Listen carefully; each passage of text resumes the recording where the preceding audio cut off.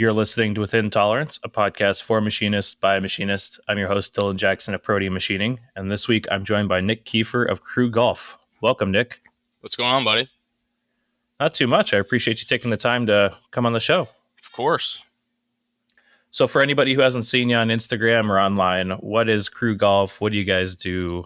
Where can they find you? All that good stuff. Yeah, Krew Golf, we're just over a year and a half now. We're basically a custom putter and golf club accessory company. Started in Chicago, Illinois, and we do all the programming, manufacturing, machining. Well, I do all of it. Me and my business partner handles the role of the business stuff, which I hate doing, and I do the putter making and programming and machining. Man, you got the good side of that deal, at least in my eyes. I'm trying, man. I'm trying. Well, let's get into your backstory, because one of the reasons I reached out was that Simon over at Freddy Products was like, hey, you've got to talk to Nick. He's got such a crazy backstory, like so many ups and downs. So yeah, let's get into it. Like, what was your path to getting into manufacturing? Yeah, so we'll kind of start growing up. So I'm 28 years old. I married early and I got 3 kids. I got a 5-year-old, a 3-year-old, and a 9-month-old, all boys. And I basically grew up playing baseball my entire life, and I ended up doing really well at it and had a chance to play in the professionals, and I actually got hurt. So when I got hurt, I didn't really know what to do, because that was, my main job. My main focus was to be able to play baseball for the rest of my life, and I didn't really have a backup plan. So after I got hurt, I basically went into the normal work scene and worked at a couple companies. I did some like custom kitchen installs, and then I got into golf in 2015. And from my baseball background, I ended up just kind of being able to hit the golf ball far. And I can never putt, which is kind of the ironic part of this whole story. But I got into a thing called professional long drive. And I ended up starting competing in 2016, had a really decent year of my first out. And 2017 was kind of the breakout year. I ended up getting 3rd at the World Championships on Golf Channel. And, I was on Golf Channel a handful of times. And I ended up making that basically a career of mine. So I competed full time, and I also traveled, and I did like corporate and charity events for people. And how I got into the machining aspect of it is that I was signed with Callaway, the OEM golf company, the big golf company. And when you're signed with them, they basically send you a bunch of stuff for free. So they send you clubs, balls and everything like that. And I had so much stuff and I wasn't really using it. And for your contract, you obviously can't sell that stuff off. So I ended up starting to customize that type of stuff, different paint fills. I actually had a small sandblast cabinet at the time. So I would create stencils and, sandblast patterns, and people really found a niche to that. And, I had people ask me on Instagram, how much to do that on my club. And I actually started a company called 847 Customs before I started Krew Golf. So 847 Customs is kind of like the sister company. So we do kind of customizations for, other putter companies and wedges and irons and stuff like that. And then for about a year of doing that, from basically growing it to nothing to now I have like 9,300 followers on Instagram. That is like insane. And the amount of work and the amount of support that we got through that company.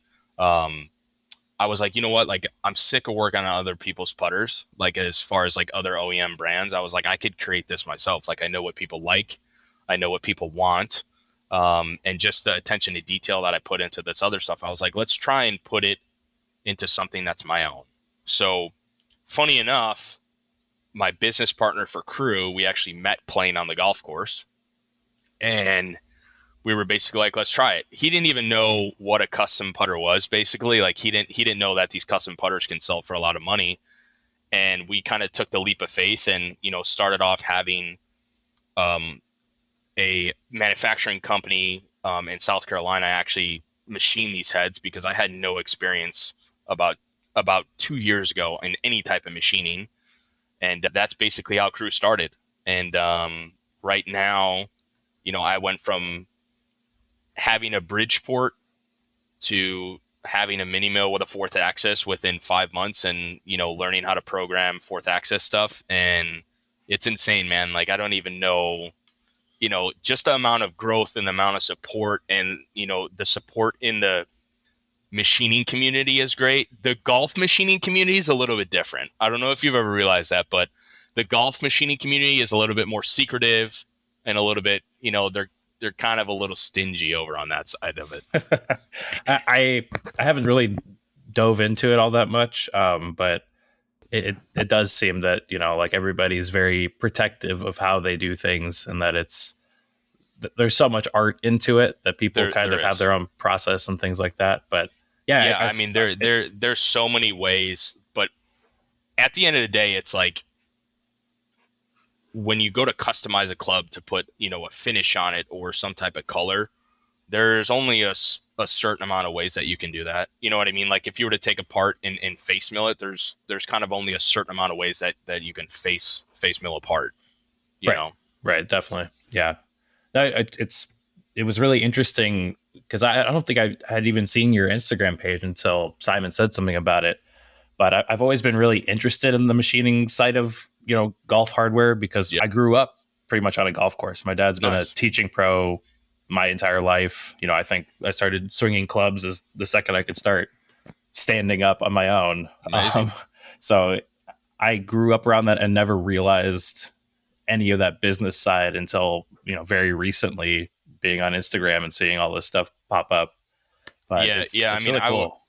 I would say probably, I mean, there's some goats that definitely, obviously started this. I mean, Scotty Cameron is kind of the, first one to create the hype behind putters and stuff like that, and accessories, and, head covers and stuff like that. But I mean, there's a few guys like Tyson Lamb is another big guy that kind of started after Scotty, and he grew a massive cult following.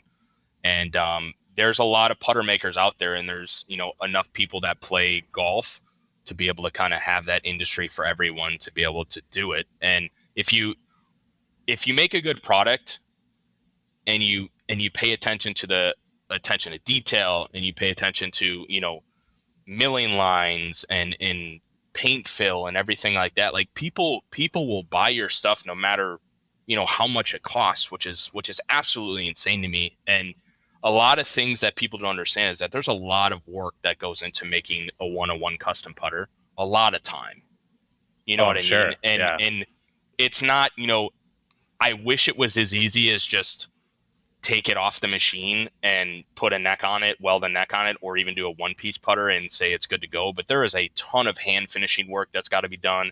There's a ton of wheel work that's got to be done, because at the end of the day, myself personally, like, I'm still very, very new to machining. I've only been doing it for about 5 months, and I still have a very long way to go. And what I fell in love with machining is that you're always going to learn something.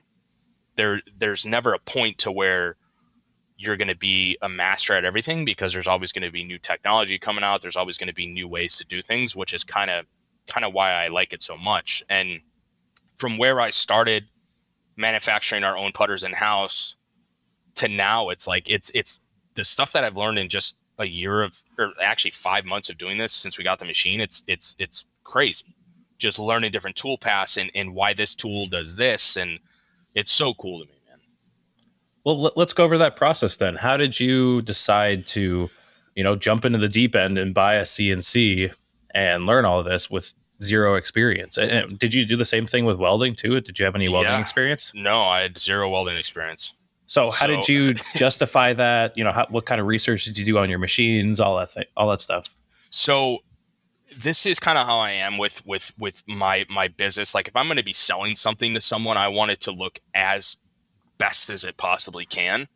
And being a small company, and you're sending your stuff out to people, and you're getting your heads done by someone else, they don't take it as serious as if it's their own, right? Right. So my whole thing was like, listen, like, some of our stuff's coming back bad, then we got to send it back out. This head isn't the correct weight. Like, this milling line looks like crap.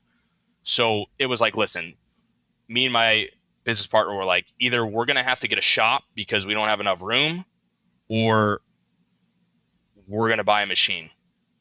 and we chose the way of buying a machine. We actually found a used mini mill. The guy before us had it and only had 20 hours on it.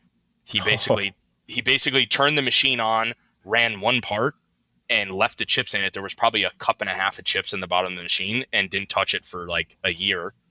So we ended up getting a super, super, super good deal on that. It came with all tooling, all Lindex tooling.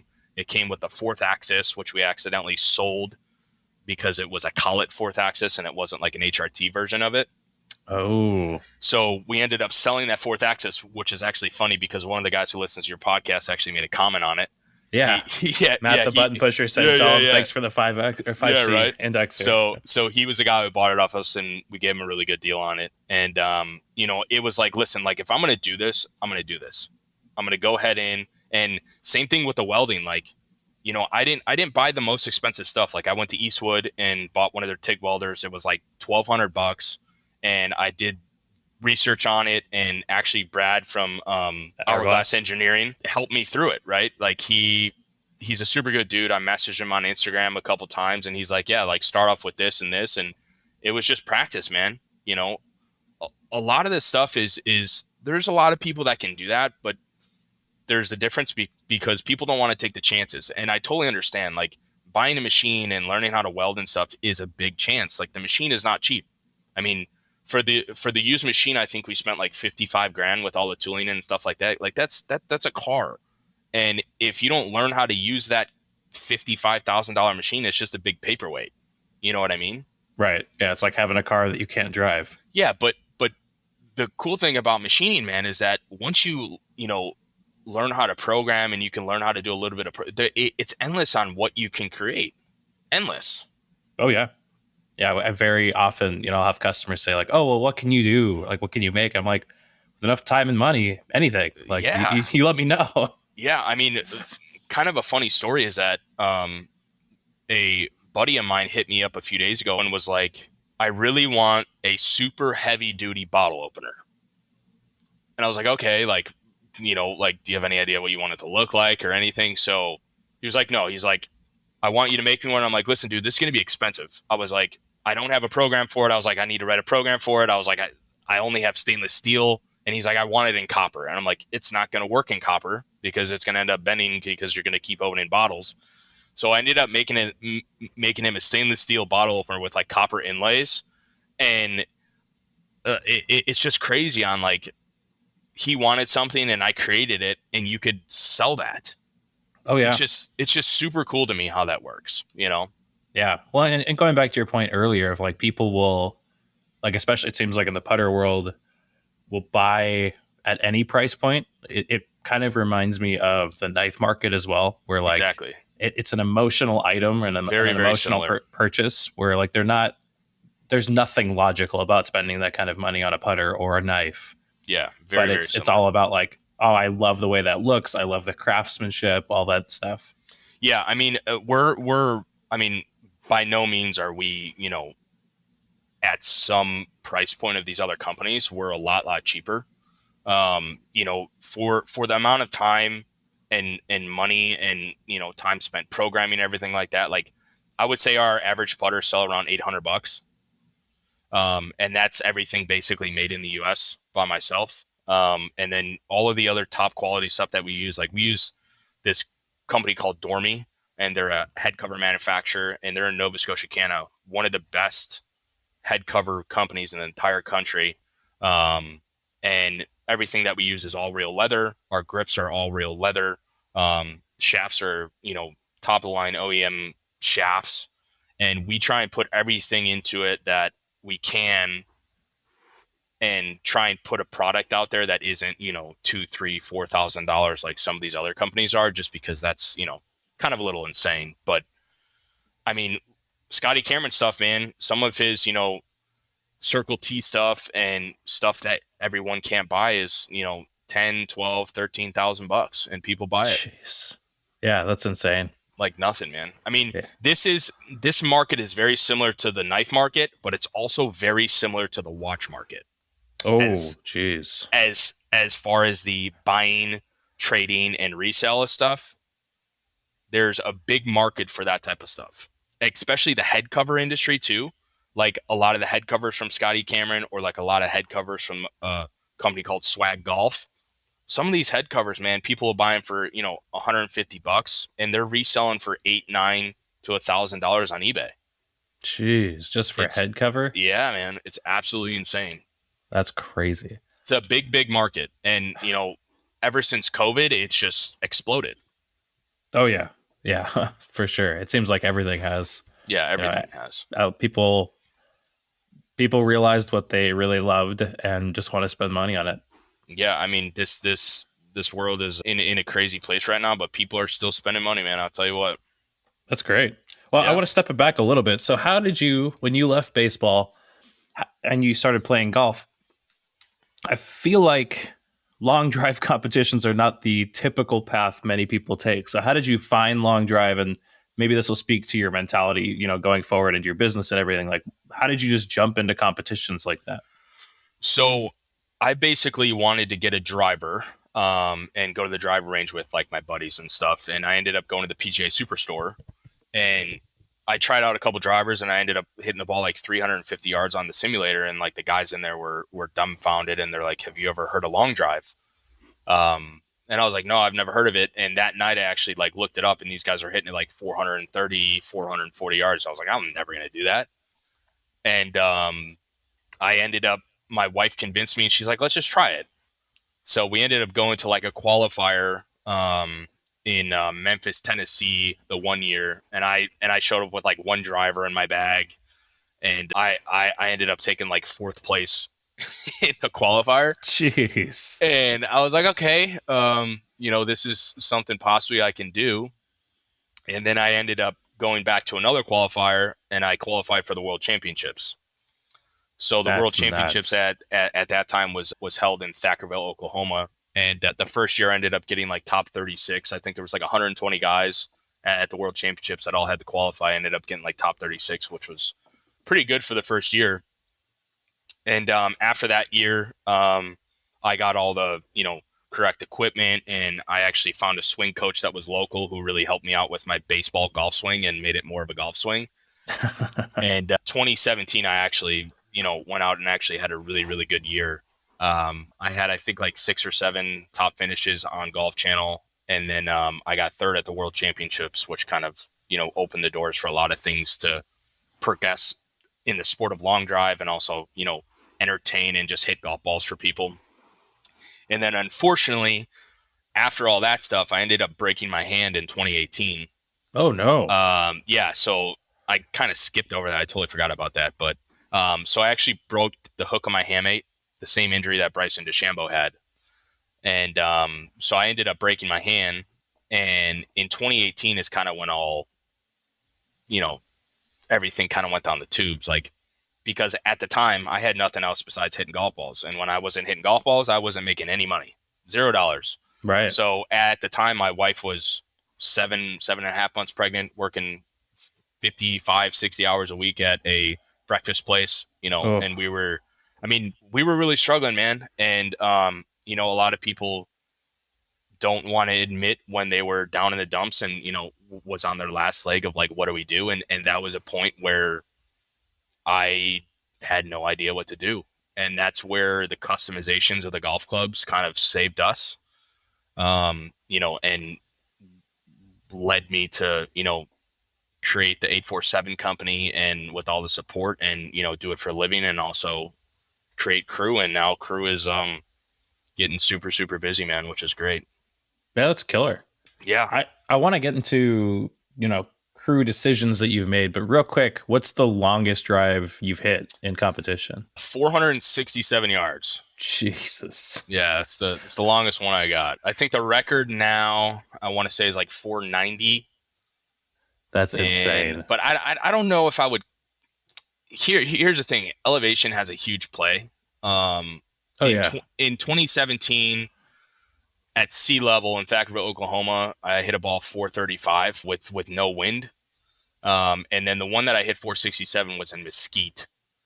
And then some of these other balls that these guys are hitting like 490 are in Denver with 20 mile an hour downwind type stuff. So it's tough, man. It just all depends on wind and climate and how hot it is and stuff like that. But yeah, 467 is the farthest I got in competition.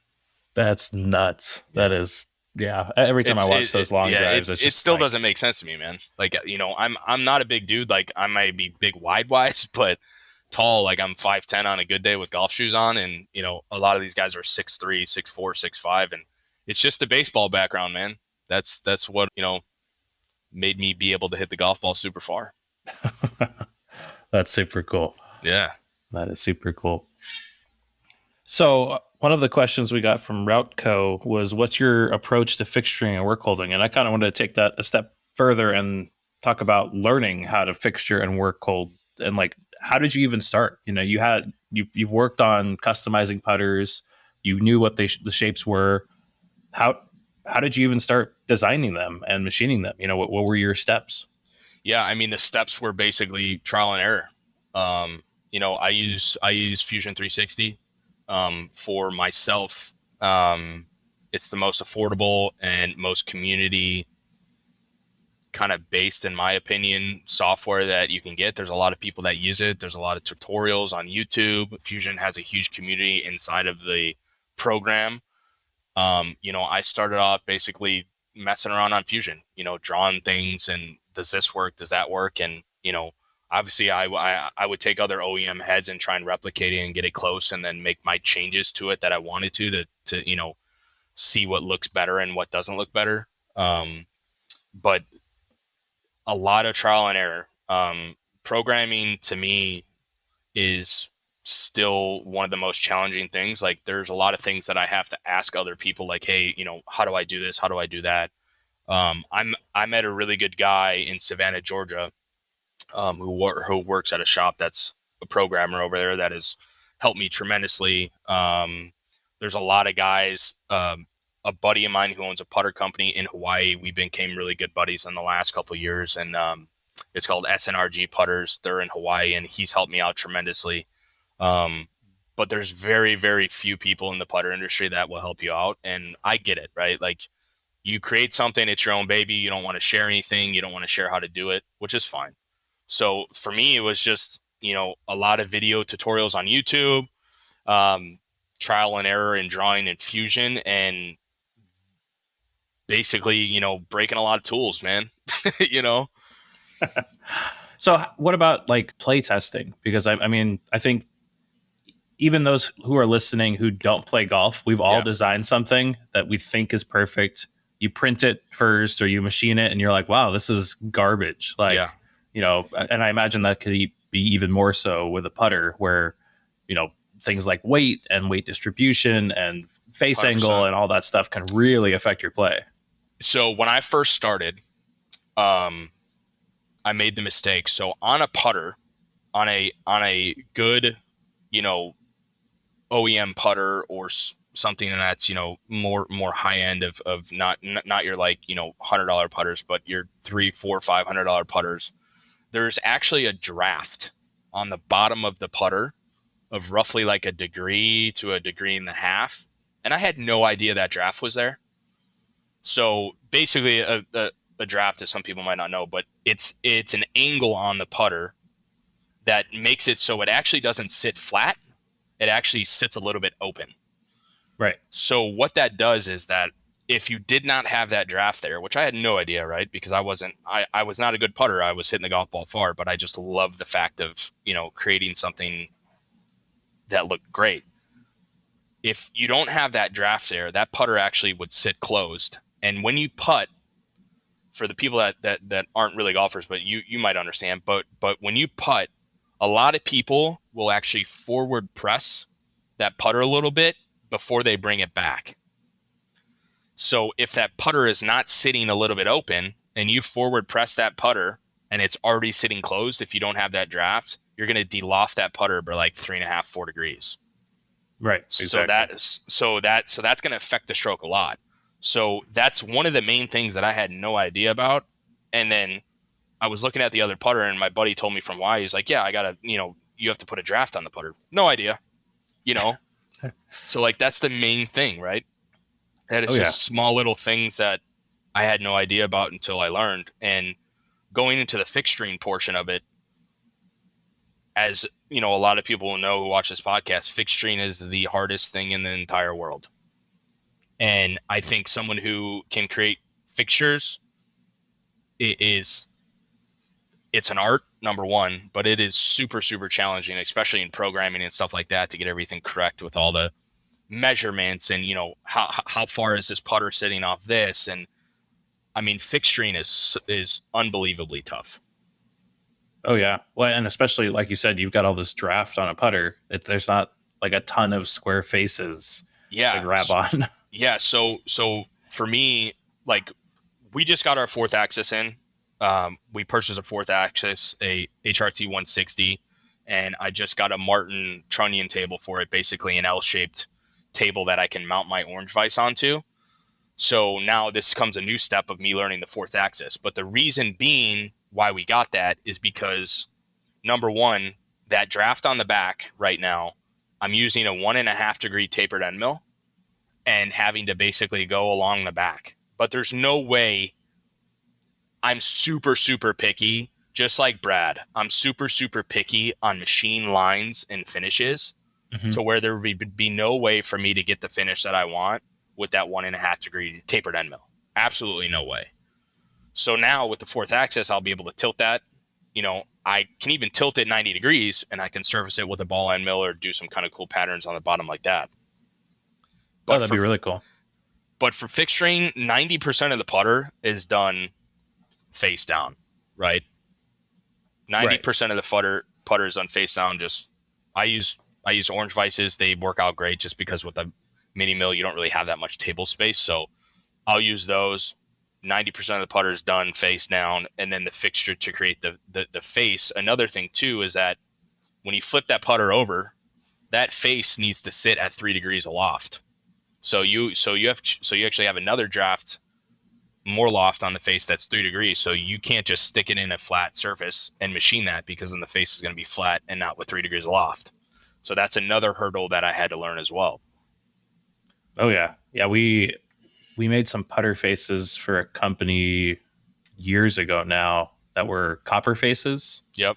And they were angled on one side, and like the print that came along with them, they were like, oh no, we want you to, you know, tilt them. And then they had that, you know, the face mill marks, the really wide spaced ones, or Yeah. the fly cutter marks.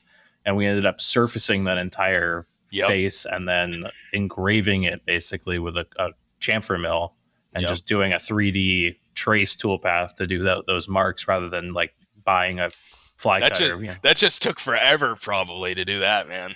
It wasn't terrible, and it was way faster than doing a third setup. Like if we had a Correct. fourth at the time, I totally would have, you know, just done it the right way, I guess, you know, in air quotes. But yeah, saving a setup, it was like, oh, these are now super easy parts. And I think they came back once after that, but it was always cool. Like I think I've got one lying around somewhere, and I'm like, man, I want to build a putter now, you know, just to use this. Like, not that I golf that much anymore, but it would be cool. It'd be cool to have like your own club.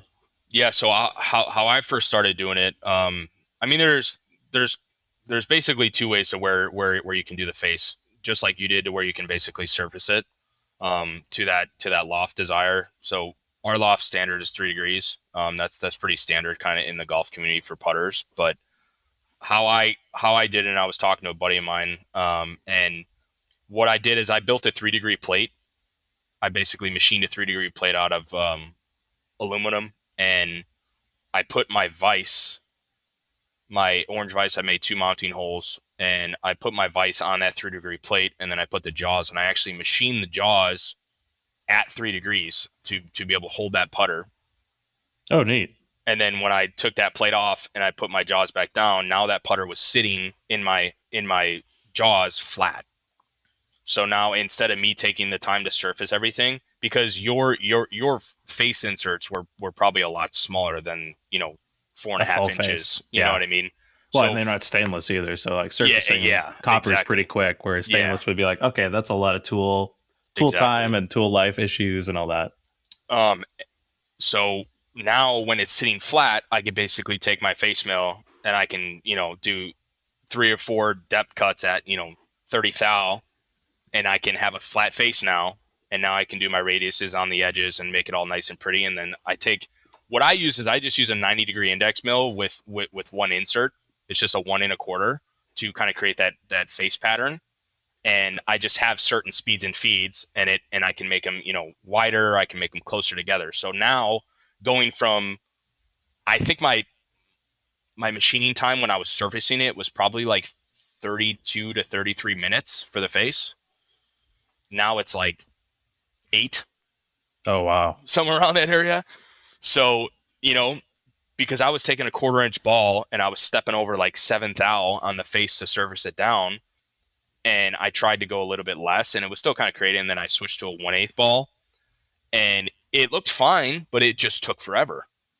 And when I'm trying to, get 27 to 30 putters done within, a certain period of time, that's a big difference in time. Yeah, seriously.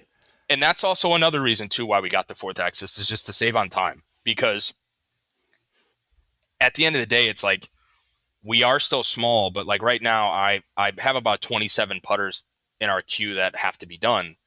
And if I can save myself, 4 or 5 minutes per 27 putters, that's a lot of time. Yeah, it really is for sure. So that's just one of the big thing. And then also for the bottom of our putter, I had to create a fixture to where it holds that putter to where I can get to the bottom, but it also is tilted so that 1.5 degree draft is parallel. So that's another fixture that I had to create. But now with the fourth axis, I could literally flip that entire putter over, and I could be able to kind of alternate that putter back and forth to where I can machine the entire bottom of the putter now. Yeah, that's Still, going to be such a big upgrade. oh, listen, man. Like I'm 5 months into this, and my brain's gonna explode from all this stuff that I'm trying to learn. But it's so cool what you can do to a piece of metal, man. It's super insane. Well, let's talk a little bit about the welding process too, because whenever I've looked at like putters, and if I wanted to make my own or something, I for sure would go with a one piece neck, because I Yeah. know I'm not a competent enough welder, and like it seems like that could be such a nerve wracking step, because you've already put all this machining time into a putter, and then you're like, oh, well, I could easily scrap it out on the welding. Oh yeah. I've scrapped out a lot of putters, and but here's kind of the thing that we were thinking, right? Like, we're eventually going to come out with one piece putters. The problem is that you have a lot more material cost and Oh yeah, a lot more machining time. Um, but the weird thing to me is that one piece putters tend to be less expensive. really? Yeah, which is kind of weird. I think just because a lot of people like the custom aspect of the welded on neck, just because it's not like an everyday thing that people see. Um, but one piece putters, talk about fixturing. With the fourth axis, obviously it's going to be easier. But if you have a 3-axis and you're going to try and do a one piece putter, you're talking about 8 or 9 fixtures, Right. Yeah, roughly. because you got to Eight. get into the hole in the neck, and like that's at Exactly. a compound angle, Exactly. and yeah. Yep. And then now you're talking about, you have a 3-degree loft on an entire putter face that you need to figure out a fixture how to hold that neck in place while you're machining that 3-degree face. It's a crap ton of fixtures to do a one piece putter. So with the welding, um, I basically was like, listen, like, there was a shop close to us that was doing our welding before, and like, it just, they did a great job. Like, the guy over there did a great job, but it just wasn't like what I was looking for. It was super, super tiny welds, and it just didn't fit right with the size of the head and the neck. And, I was like, screw it, dude. I was like, this can't be that hard, and I went to Eastwood. I did some research, and, I went from, I'm telling you, I had zero experience welding, never touched a welder in my entire life. And then I'm going to go and buy a TIG welder. And I didn't even know that, there was different size gas lenses for this and that, and different, I had no idea. Right. So I ended up going to Eastwood, basically buying like a starter kit. I want to say I spent like $1,500, $1,600 to get a TIG setup. And I still use that same welder today, and I'm welding stuff all the time. Like I welded actually some exhaust tubes actually about a week ago, and never done that before. And because of the practice that I did with the TIG, it's I did a decent job on it, you know.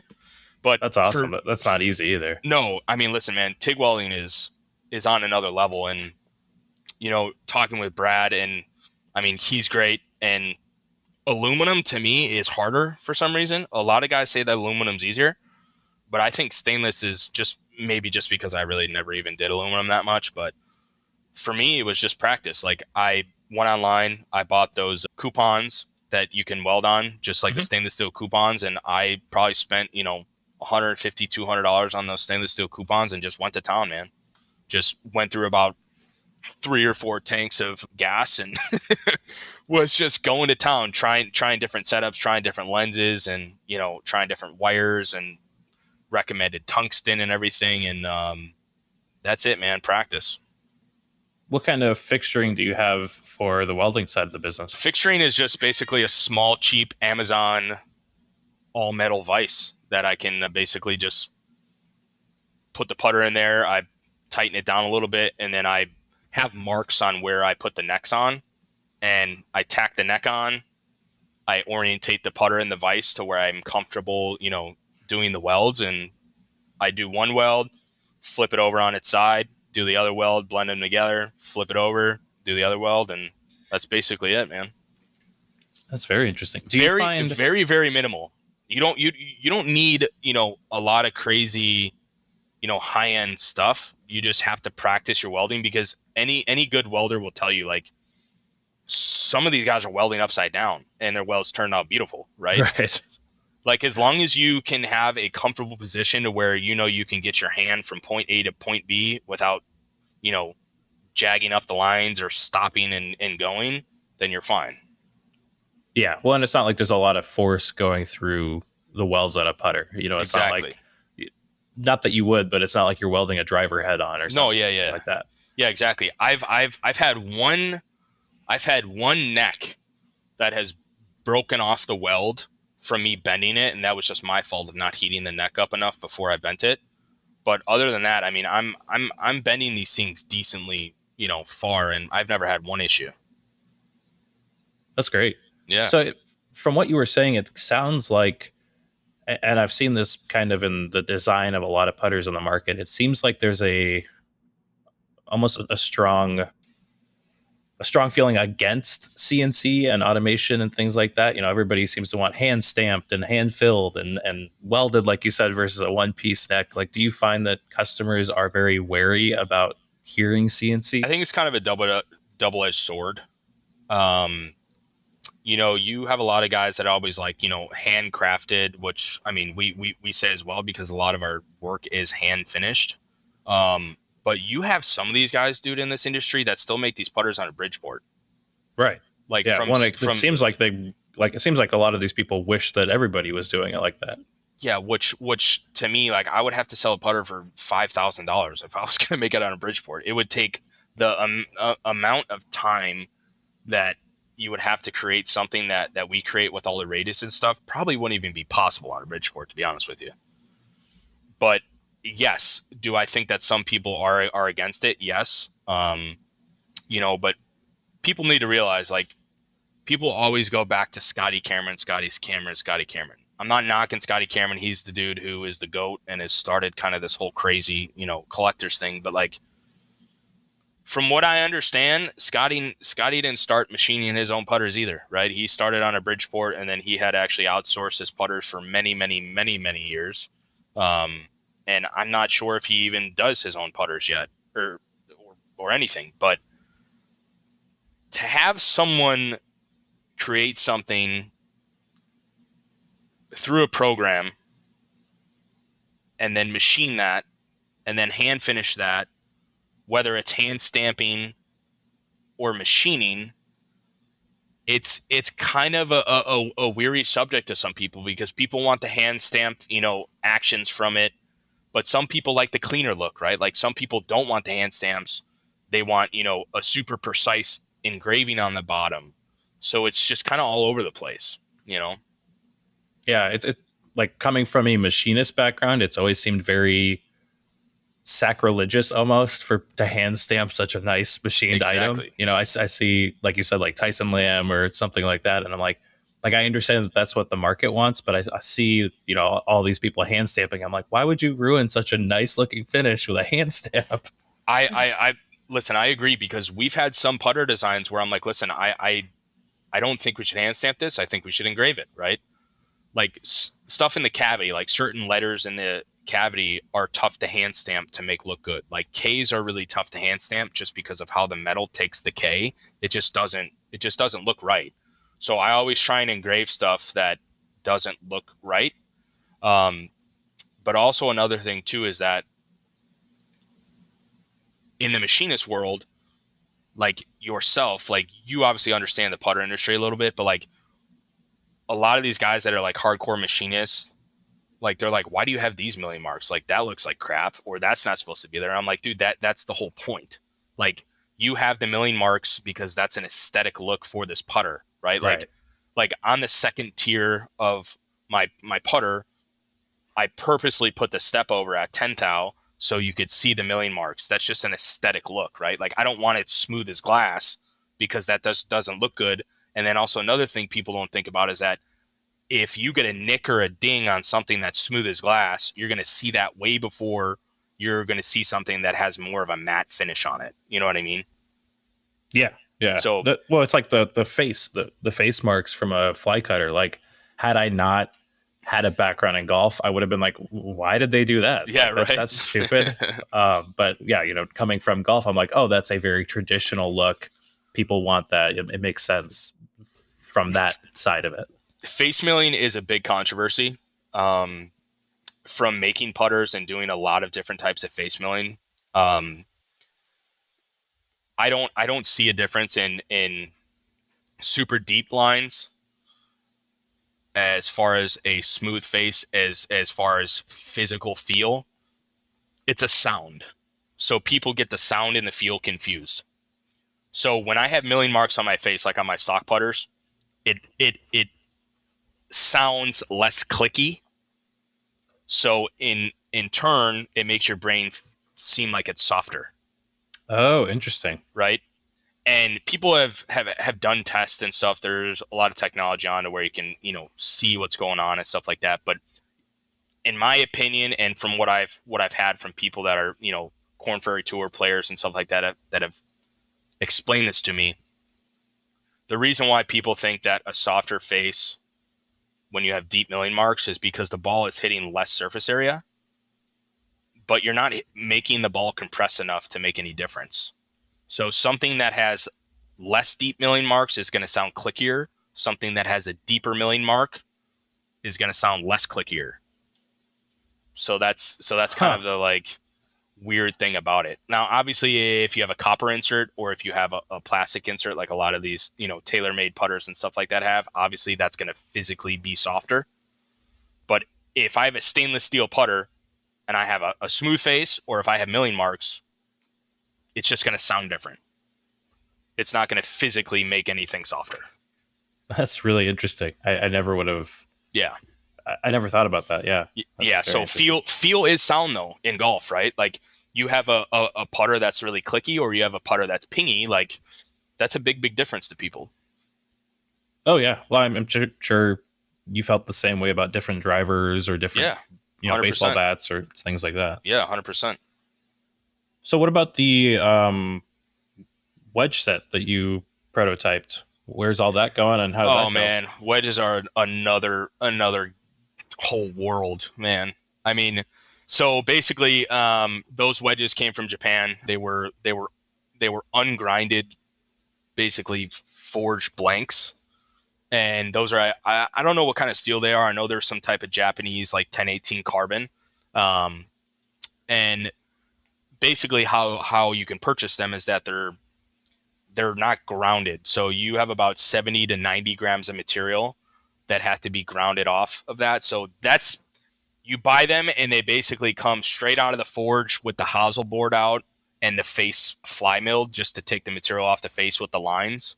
And then you can create them how you want them, what shape you want, what bounce you want, everything. And I made a couple sets, but it, the amount of grinding time on there, it just wouldn't be possible to be able to sell those at a decent price. Yeah. I mean, like those OEM ones that come from Japan, I mean, you're talking $350, $400 per wedge. Jeez. Before Yeah, you touch them. yeah, yeah. That's nuts. And for me to be able to grind that, I mean, each one of those probably took about 4.5 to 5 hours of grinding. So, you know, it just doesn't make sense to be able to do that. But I can tell you one thing, it's super, super cool to be able to grind something and put your own, angles and everything on it off a wedge. Wedges are tough, man. Wedges are very, very tough. And Well, now, what's crazy, now they have companies that are fully CNCing wedges and irons. so that was my next question. Is the market there to be able to afford you the time to machine a billet? For us, no. Okay. For PXG and other ginormous companies, yes.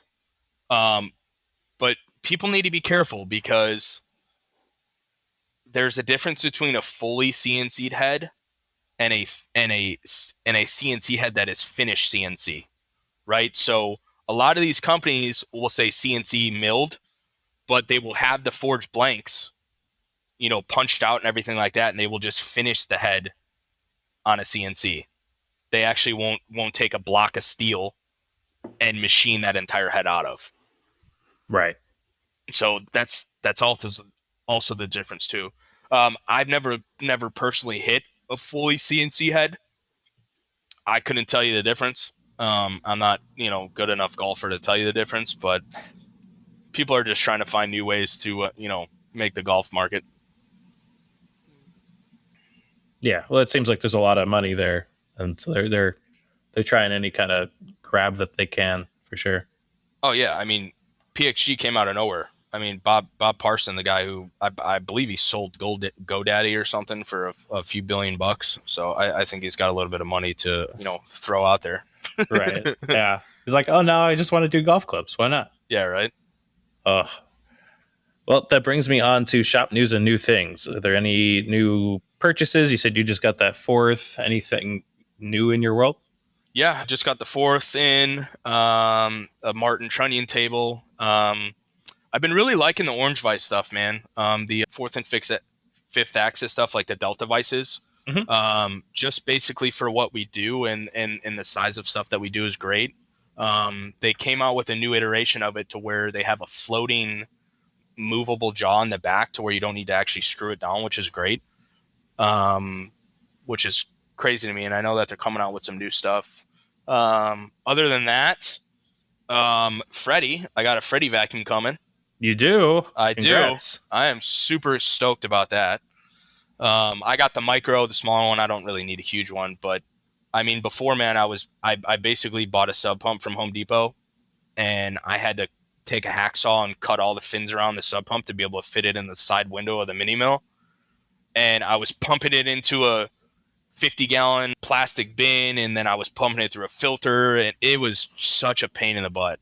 Such a pain in the butt. So I talked with Simon. Simon is probably one of the nicest guys in the entire world, and he convinced me to get one. And I'm hoping here in like the next 2 weeks, I'll be able to get one and clean my tank out because it's disgusting. And then also, this is kind of a small shop ingenuity design that I had. So before I got the machine, I actually had a 3-stage HEPA filter booth in the shop. And by the way, I my shop is my 2-car garage.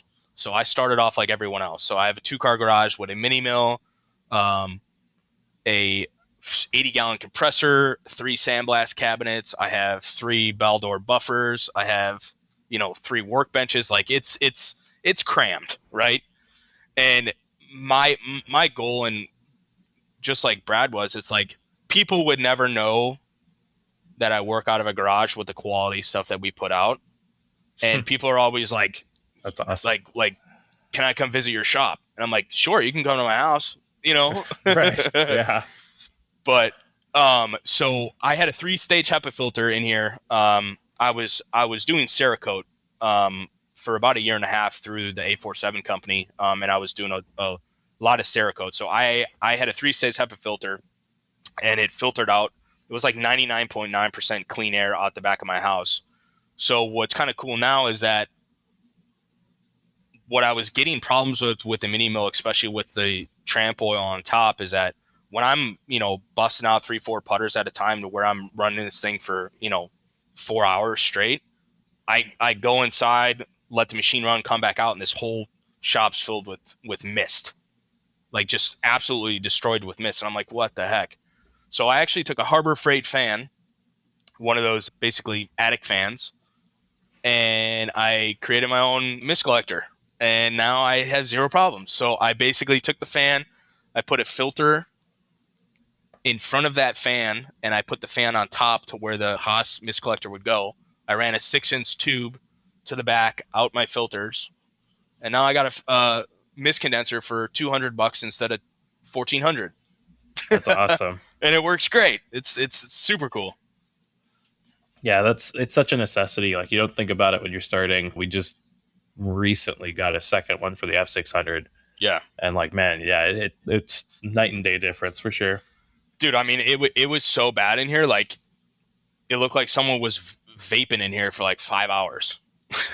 Well, and like the worst part is for us at least, like you don't really notice it until you leave the shop. Exactly. And then you're like, for me on my like commute home, I'm sitting there like breathing, and all I can smell is coolant. I'm like, yeah, oh, exactly. This is bad. It's not good to breathe that stuff in for long periods of time. Yeah, I don't think it could be good for you. But other than that, that's basically it, man. Right now, me and my business partner are, basically figuring out our next moves on, shop space, and do we get a bigger machine? And because I'm running out of room very quickly with this machine.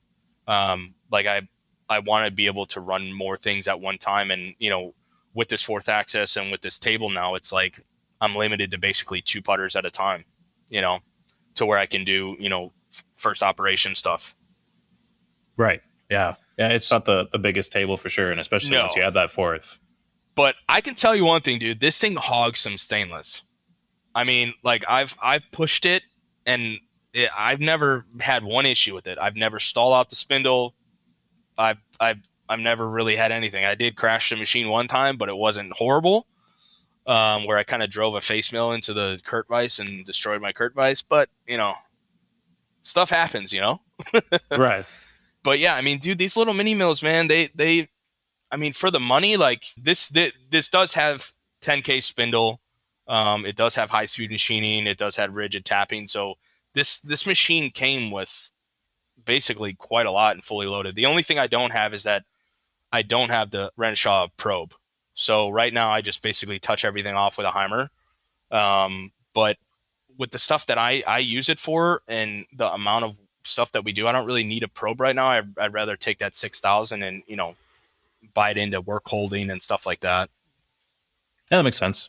Yeah. It I think it's one of those things where once you get it, you'll be like, oh man, I wish I had this. But Exactly. when you're small, like you gotta move the money where it needs to be. Exactly. Yeah. And that was like with us with the fourth axis. It's like, listen, like I'm going to spend, probably 100 hours trying to figure out how to make all these other fixtures to be able to hold these clubs in certain ways. And I was like, listen, let's just get this fourth. Now with this fourth axis, I eliminated 5-6 fixtures right off the bat. Oh yeah. Yeah. So and I'm that excited, everything's man. like going to be in relation to each other. Yeah. I'm excited to, take this next step and to, learn how to use this properly and use it to my advantage. And, again, like I said, man, machining is endless. If you can figure out how to program it and figure out how to hold it, I mean, you can make anything, man. Oh yeah. Yeah. That's the fun part, is it always keeps your brain churning. Oh, it's crazy. I don't know if it's a good thing or a bad thing. It's like when I can't sleep at night, when I'm like, man, I should have did this, or I could have held this like this, or like, I was off by 15 thousandths. Like, right. It's everywhere. Yeah, but I mean, there's all those studies that say like the old people who are so coherent still are the ones who keep their brains working. And so that makes me hopeful for my future. Yeah, right. You gotta get up and walk and just learn how to machine, and you'll live forever. Yeah. Well, that brings me to the last question I ask every guest, which is, what did you research this week? Well, I researched a ton of stuff on the fourth axis, and to be honest with you, there's not really much I can find as far as YouTube content. Um, I reached out to a few guys, but mainly just fourth axis stuff. The simultaneous to where I'm gonna eventually machine the bottom of the putter where I can simultaneously move that fourth axis back and forth and still be able to machine is something that I'm very, very interested in. But as far now, like the researching that I'm doing is more positional. So it's going to be, mill one side of the putter, move half a degree positional, take my ball and mill and go over the radiuses and move it positional, stuff like that. So that's been kind of more of my research stuff. Okay. Yeah, there's a lot to dive into there. I know Oh, we're it's still learning about our fourth. it's an endless pit. Definitely. Well, Nick, thank you so much for joining me. I really appreciate you taking the time and getting to hear your story. Yeah, man, it's fun, man. For all the people that are listening, I'm probably one of the newest guys that has been on this show. 5 months into it, I fell in love with machining, and it's something that changed my life. So I'm excited to move forward, and I'm excited. I want to go to what's that show called in September? IMTS or Yeah, you yeah, going to that? I'm 35 minutes away from there, man. I live 35 minutes away Sweet. from there, so I'm gonna bring my wife, and she actually has an interest in seeing all the cool stuff too. 'Cause she's like, you made that out of that brick of metal. That's awesome. So yeah, I'm excited, man. I'm excited to meet a lot of people in the community and just keep learning and create a friendship and a brotherhood with all these guys. Definitely. Well, we'll definitely have to meet up, and I want to put a face to the name and everything. Yeah, for sure, man. And real quick before we close, Patreon thank yous. Thank you to Jason and Kevin for joining the Patreon. Helps me send people like Nick a headset so we can do episodes like this. Amazing. And thanks everyone for listening. I'll be back next week.